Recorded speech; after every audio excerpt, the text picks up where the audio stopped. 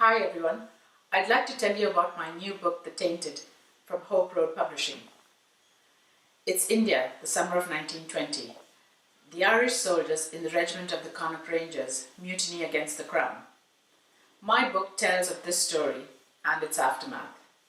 It's a little known fact that for 300 years or more, Irishmen kept the British Raj ticking. My novel combines the forgotten histories of the Irish in India with the story of ordinary people then and now, and their struggles with love and hope, their identities horribly tainted by race and religion and twists of fate. The book has had great advance reviews, so please do go out and pre-order it online.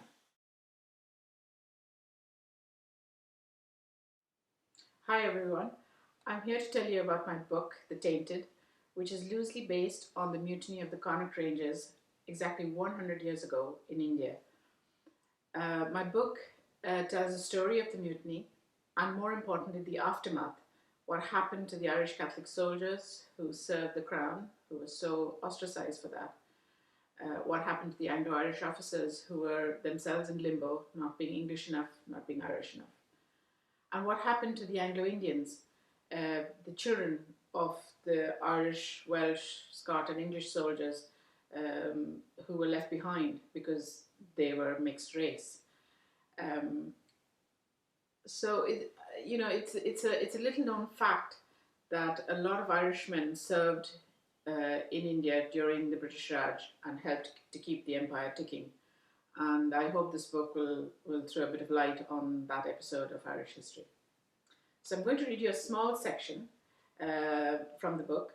It's when my main character, Michael Flaherty, Private Michael Flaherty, arrives in India, and it's his first weekend off, and he's going to visit, he's on his way to visit a brothel in the bazaar.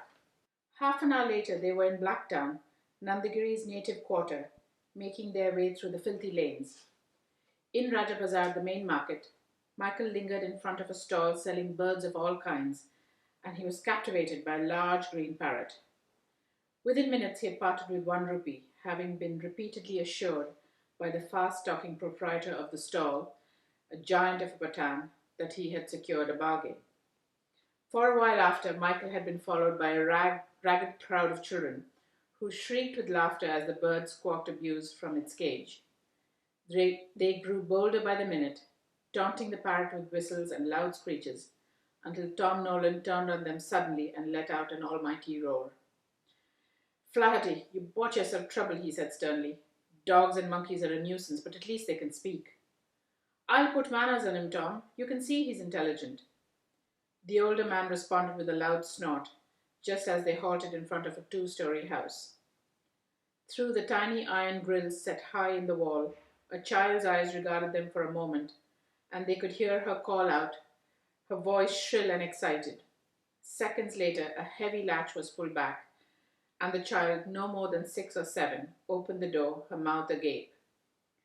Behind her, an elderly woman bustled down the corridor towards them, and the little girl, her mouth still open, climbed back onto her place on the small ledge beside the door. As she came closer, the old woman threw her hands up in delight. "Irish Sahibs! Tom Sahib! Oh, so happy regiment has come back. I having plenty girls, new girls. Dr. Sahib give clean chit. Always my girls very clean." Michael flinched as she stepped closer, leering at him, her teeth stained an alarming red and her spicy breath overwhelming. She clutched him by the forearm, saying, Come, Sahib, very good time here." "Jesus, Tom, would you tell her to stay away from me?" Tom laughed.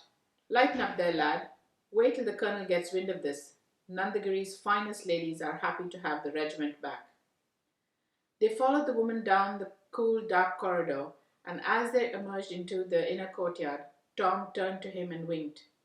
"Mumtaz Bibi will sort you out with whatever you fancy. Mind yourself now. Make sure you see the girl washes herself before, and you've heard the good Surgeon Major say it often enough. Make sure you wash yourself after." Michael nodded wordlessly. This was nothing like the exotic experience he had been anticipating.